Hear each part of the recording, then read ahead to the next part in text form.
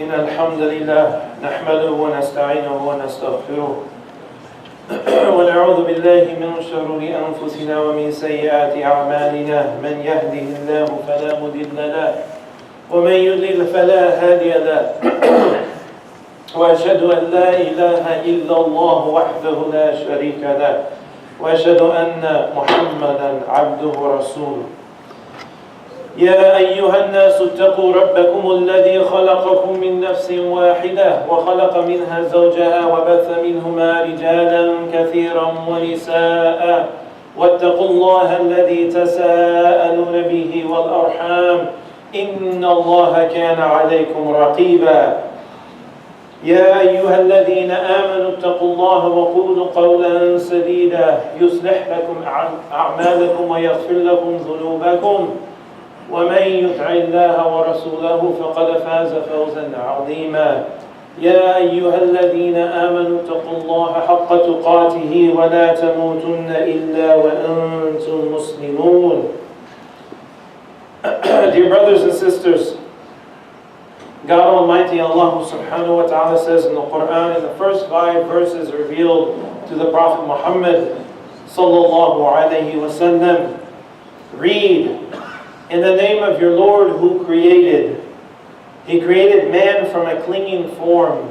Read, your Lord is the most bountiful one who taught by the pen, who taught man what he did not know. Dear brothers and sisters, in this short period of time we have today, inshallah, I want to share with you a story. And this story, in order to share it, we've got to go back to the year of 1983 in the place Kansas City. A child was born. The child was born to an Iranian father and an American mother. The father was a devout Muslim man, fully dedicated to living his life in accordance with the teachings of Islam. The mother was a devout Catholic woman, fully dedicated to living her life in accordance with the teachings of Catholicism. Both were well aware that they would be raising a child and later his additional 2 siblings in a world that would not be ready to accept who he was.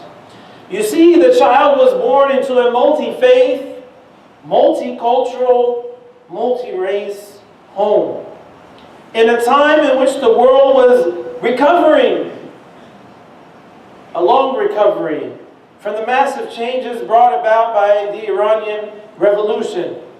The ideas of embracing diversity, promoting inclusion, and celebrating our differences as something to be proud of, they weren't quite part of our dialogue in America at that time. And you see, the Iranian Revolution marked the birth of Islamophobia in America because it was the first time that, for most Americans, they came face to face with this image that they thought was Islam, of an Ayatollah with a beard on television. And of course, there was the attacks from the media and politicians that didn't help. Now, the oldest child was born in this atmosphere. And because of where they lived, at that time, there was no Islamic school. The public schools in that area were not great, so the parents chose to send him to Catholic school, not for the religious education so much as for the safety of the child. So his first few years of schooling were in a Catholic school environment. One thing that the boy did learn from his mother, who would read her Bible every night before she went to bed, never missed a night. And one thing that he learned from the Catholic Church was to have a sincere love for God in your heart. Something that became ingrained in him from a very young age. However, some things that did not resonate well with the young man were, how was it possible that Jesus was somehow divine, or the Son of God, as they would say? The boy questioned this, but never was given any proper answers. The boy would ask, how is it fair that Jesus died for the sins of all people who follow him? Should they not be responsible for their own actions? Is there no accountability? The boy's curiosity led him to wonder, What about those that came before Jesus? What about them? Would they not go to heaven because Jesus did not die for their sins? Thus the boy left Catholic school with more questions than answers. Throughout his childhood, the boy chose not to identify with any religion. He had a profound belief in the concept of God. In fact, he found himself constantly having a conversation with God. But he did not consider himself to be Catholic or Muslim. In fact, his parents made a decision that I cannot imagine making as a parent myself, now that I have 2 young children. And I'm sure any of the parents in this room would agree that this is a difficult thing to do. But the parents decided that we're not going to force our beliefs, our understandings upon the children. We're going to expose them to Catholicism. We're going to expose them to Islam, to the actual teachings of the religion, and allow the children with their intellect to make the decision as to what they think will be the way that they should follow. Now you fast forward to the late 1990s. This young boy has grown into a young man, and he's now attending high school in Edmond, Oklahoma. Although he had much potential when it came to academics and extracurricular activities, the boy got caught up with the wrong crowd. One that dragged him down instead of lifting him up. One that held back his potential instead of pushing it forward. The boy eventually began to realize that his parents weren't quite happy with the decisions he was making. And as a result, the boy did not feel quite happy with himself. You see, the boy was living his life void of any religion or any way to measure up whether or not he was living his life in a successful way. At that point in his life, at 17 years old, the only measure of success he had was, are my parents happy with me? Ironically, a very Islamic concept. Am I pleasing my parents? Am I obeying my parents?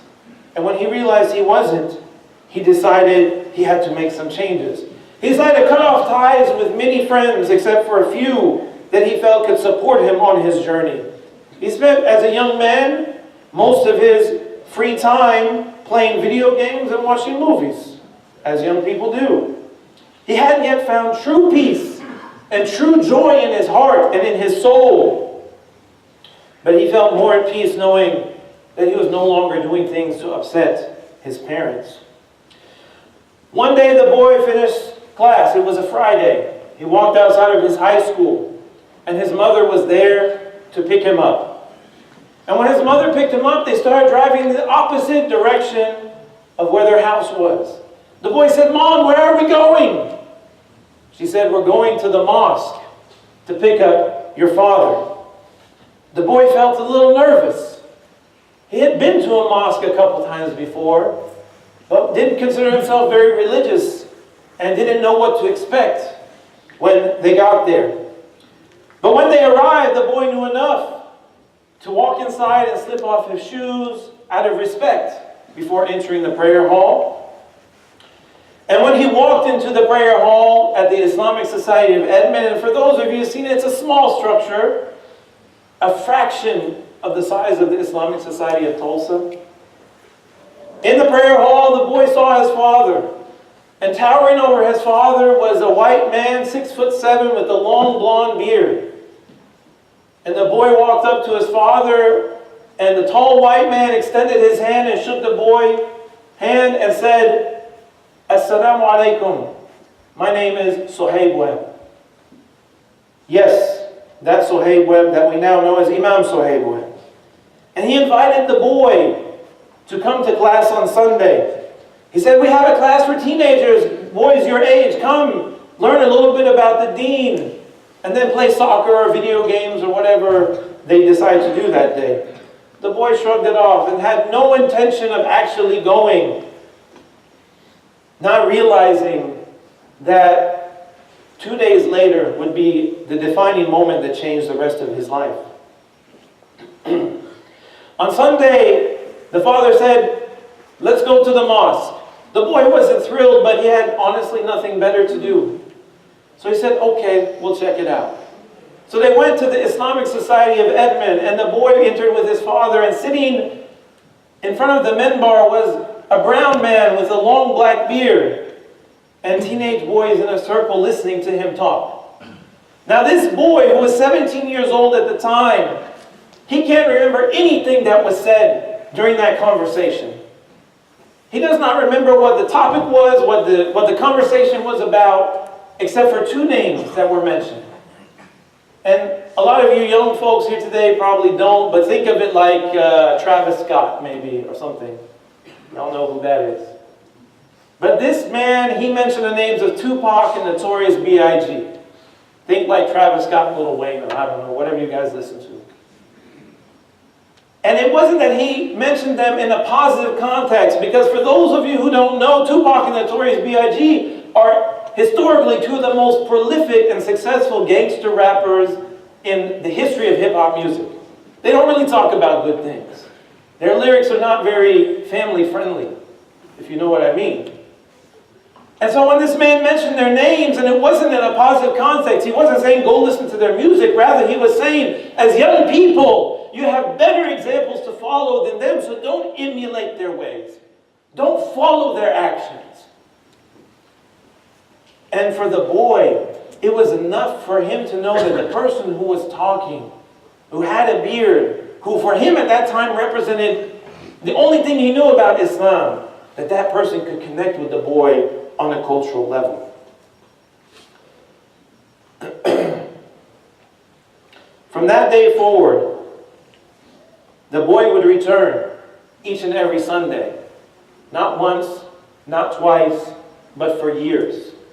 And the person that day that he met, who had brown skin and a long black beard, became his teacher and his mentor.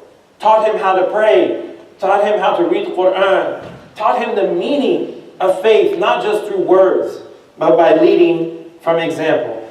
And from that day forward, the boy found his identity, rooted in the faith of Islam, and proudly considered himself to be amongst the Muslim community. May Allah subhanahu wa ta'ala guide us to the straight path. May Allah protect our children who are seeking a path to follow. May Allah provide the light of guidance to all who are lost. أقول قولي هذا أستغفر الله لي ولكم فاستغفروه إنه هو الغفور الرحيم.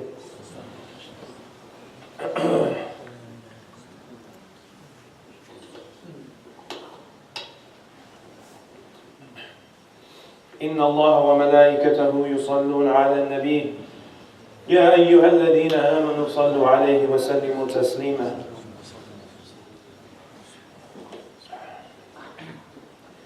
Now you might be wondering who's this boy, and I will tell you, I promise. But the reason I wanted to share with you this story is to highlight the important role that our community plays. Our mosque, our people, our leaders, in providing a spiritual, theological, and religious foundation for us as Muslims in America. That there are people like this boy who are currently lost and seeking a way. And that we as a community must have a strong and solid infrastructure to be able to meet people where they are at, culturally, spiritually, physically, mentally, emotionally, so that inshallah that we can be the bridge between maybe where they are, which could be in a very lost place, and walking along the path of the Prophet Muhammad sallallahu alaihi wasallam. There are people seeking answers and solutions and healing for their hearts and their souls, and they have to be met with a level where they are comfortable by people who can be sympathetic and empathetic to the struggles that they have been through. Now I'm here today as the Executive Director of CARE Oklahoma, and I've spent much of the last 6 years defending our institutions, our Muslim institutions in Oklahoma. And by institutions, I don't just mean mosques and schools, I mean the wonderful institutions that we have, such as MASS, Muslim American Society, ICNA Relief, Sarai and Foundation, the Scholarship Fund, many other institutions that are supporting the foundation of our community. And I've done this with honor and pride, knowing that each and every organization plays a vital role in our survival and our success as a community. Now, going back to the story of the boy, it's quite an inspirational one. It's one that shows that there is hope for young people. There's hope for those who are seeking guidance. There is hope for those that may feel lost and alone when they are provided guidance and comfort from those that they can relate to. There's hope that the mosque can remain a foundation of our community, instilling a love for and proper understanding of Islam in our young and our old, in our born Muslim, in our convert, in our sisters and our brothers, and that our organizations that work alongside our masajid can continue to provide spiritual, social, and practical needs for those that are in need of assistance. For when the boy was lost, it was this community with a solid infrastructure that provided the foundation for the boy. And when he looked to see where is God and who is God, God responded in the Quran by saying, قُلْ هُوَ اللَّهُ أَحَدٌ. Say, He is God the One, God the Eternal. He begat not, nor was He begotten. No one is comparable to Him. And when the boy found himself wondering, what is my purpose? What is life's purpose? Allah responded by saying, وَالْعَصْرِ إِنَّ الْإِنسَانَ لَفِي خُسْرٍ إِلَّا الَّذِينَ آمَنُوا وَعَمِلُوا الصَّالِحَاتِ وَتَوَاصَوْا بِالْحَقِّ وَتَوَاصَوْا بِالصَّبْرِ. By the declining day, verily mankind is in loss, except for those who believe, urge one another to truth, do good deeds, urge one another to truth, and urge one another to steadfastness. And when the boy found himself feeling forsaken by God for all the sins he had committed and for living his life in a way that he felt was not pleasing to Allah subhanahu wa ta'ala, Allah responded with وَالضُّحَى وَاللَّيْلِ إِذَا سَجَى مَا وَدَّعَكَ رَبُّكَ وَمَا قَلَى وَلَلْآخِرَةُ خَيْرٌ لَكَ مِنَ الْأُولَى. Allah responded by saying, by the morning brightness and the night when it is still, your Lord has not forsaken you, nor is He displeased, and the future will be better for you than the past. If the institution of our community, the foundation of our community did not exist, no telling where that boy would have found God, if that boy had found God at all. There's no telling what purpose the boy's life may have, if it would have any purpose at all. There's no telling where the boy would find comfort, or in what he would find comfort, if he found comfort at all. But instead, that boy, 17 years later, stands before you right now. For indeed, the story of that boy is my story. And at the age of 17 years old, I was blessed to find somebody who I could connect with, that could be that bridge of support and help me understand the way I should be living my life. And today I would like to emphasize that we have to look at the foundation of our community, at our infrastructure, and make sure that we're supporting each and every aspect of it.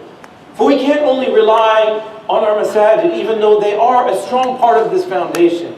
We also have to recognize that outside the walls of these masajid, there are many people who are lost and in need of a light to guide them along the way.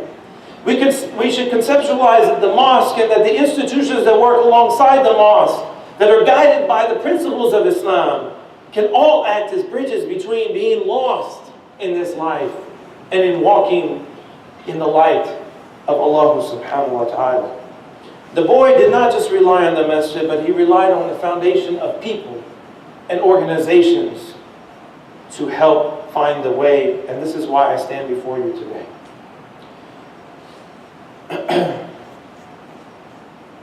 Our community, dear brothers and sisters, is one that is based in faith in Allah subhanahu wa ta'ala, in love for the Prophet Muhammad sallallahu alayhi wa sallam, and in sincere love for one another. It has a special place in all our hearts for a variety of reasons. Therefore, let us work together to take care of one another. For the Prophet Muhammad sallallahu alayhi wa sallam said, if you want the mercy of Allah, then you should what? Be merciful to one another. Be merciful to the creation of Allah. So let us work together to take care of one another. Let us work together to support one another so that our future generations will not just survive as Muslims, but they will thrive as Muslims, inshallah. Now I'm here today, even though many of you know me as the Executive Director of CARE Oklahoma, I was asked today to come on behalf of Soraya Ann Foundation. And when they asked, I did not hesitate in saying yes, because I believe, just as I told you my story, that I look at the Soraya Ann Foundation, based here in Tulsa, with great admiration, as an organization that can be the bridge for people who are struggling. Because if you think about it, and I'll just take my experience, when I was 17-year-old, I had everything. We had a fridge stocked with food. We had a house. We had cars. We had cable TV. We had internet. We had computers. We had, you name it, we had it. But yet still I struggled with faith. And still to this day, many of us struggle with our deen. We struggle sometimes to pray on time. We struggle to fast. We struggle to pay our zakat. We struggle just to hold on to our deen because the world is trying to pull us away from it. Yet we have everything that we need. Our foundation as far as our life is solid. But imagine if you're struggling with faith and you don't know where your next meal is going to come from. You don't know how you're going to put clothes on your back of your children. You don't know how you're going to pay the rent or keep the utilities paid. That is a reality we have to accept for some people. I worked 3 years for the Department of Human Services. And I sat in rooms with people, with families, where there was a father and a mother crying because they didn't know how they're going to feed their children. They didn't know how they're going to pay the rent. They didn't even know how they're going to get jobs. So this is something that we have to accept as a reality when 1 in 4 Oklahomans is food insecure. That means 1 in 4 Oklahomans doesn't know where their next meal is going to come from. We've got to do our part to help people. Because if we want to be the bridge between where people may be, which is lost and confused, and not at peace in their heart and soul, if we want to be the bridge between that and walking in the guidance of Allah and His Messenger sallallahu alaihi wasallam, then we have to help people where they need help. And that's why I said yes to Soraya Ann Foundation. Because yes, their mission is to empower women, children, and families through humanitarian programs and initiatives. But to summarize it even further, it's all about improving the quality of life for people in need. And this is a very prophetic tradition, to help people where they're truly in need. For we remember the story of the Prophet sallallahu alaihi wasallam. You all know it. The old woman carrying the bags, the heavy bags. And the Prophet ﷺ said, I need to help her. That's an elderly woman. She wasn't Muslim. It's just a human being in need. And he went and he walked and carried her bags. All the while she slandered him to his face.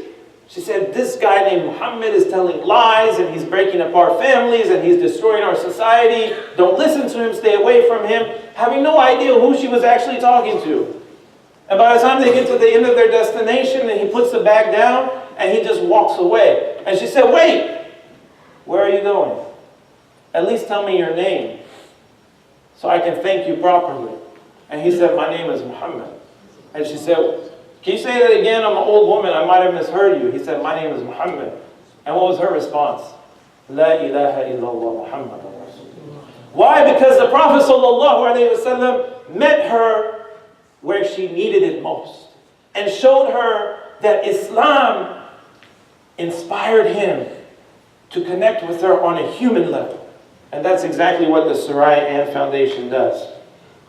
The Soraya Ann Foundation has a living facility right here on Fulton. You can drive, I drove by it, right behind the masjid. They built housing for people. They help people with housing. They help people with food. They help people with medical needs. They help people with job training and assistance. You name it, they do it to make sure that people can get not only a hand out, but a hand up to to improve their life, inshallah. So what we want to do today after the prayer is we want to try to raise some money for Sarayan Foundation. But I'm going to ask of you 3 things, 2 of which I know you can do, so please don't turn me down. The third one, if you can do it, do it. The first one is from your heart. Before you leave, make dua for the Sarayan Foundation, because I know these sisters, and that's another thing. We should be incredibly proud that such an organization exists. In working for CARE, I network with CARE directors from across the country. I travel. I was just in Florida a few weeks ago. I was in DC last month. I go to a lot of different communities. There is not an organization like this that exists in a lot of parts of America. When I tell them about it, they're like, wow, we need something like that over here. So we should be proud that there is a group of sisters who come together voluntarily. They're not paid for this. And they do this work to set an example, not only for us, but also for those who are not Muslim, that this is what Islam is all about helping people in need. So one, please make dua for these sisters, that Allah subhanahu wa ta'ala reward them, that Allah subhanahu wa ta'ala grant them success, and that Allah subhanahu wa ta'ala make it easy for them in their efforts to follow the prophetic tradition. You can do that. The second thing is, stop by the table and just say thank you for what you're doing. I've been doing this for 6.5 years with Carol Oklahoma. I don't do it for the paycheck. I don't do it for the fame, because there's no fame involved. In fact, I get probably, in 6 years, I've had more than 500 death threats, so it's not worth any of that. But when one person comes up to me and says, thank you, or Jazakallah khair, we appreciate what you're doing, that is all I need. Because I do it for you. Because I love you from my heart. And I know the sisters with Sarayan Foundation. I know them. I know their husbands. I know their families. And I know from their heart, they do this because they love each and every one of you. And they want to see the best for our community. So stop by and thank them. And last but not least, financially support them. Because, you know, a few weeks ago, Imam Shasi, who you all know in Oklahoma City, gave a beautiful khutbah. Sometimes I think we have all these organizations. We have the mosque, we have the school, we have Sarayan, we have CARE. And there may be this idea that somehow all these organizations are competing for fundraising. But Imam Shasi kind of put that in place for me. And he said, all these organizations we have are vital for us as a growing community. And the work we do should and will complement one another. We have the mosque for spiritual care. We have the school for upbringing our young. We have CARE to protect the civil rights. And we have Sarayan to help people in need. So do what you can to financially support them. From your heart, a penny or $1,000 with sincerity will be returned to you many times back. In this life, inshallah, and in the hereafter.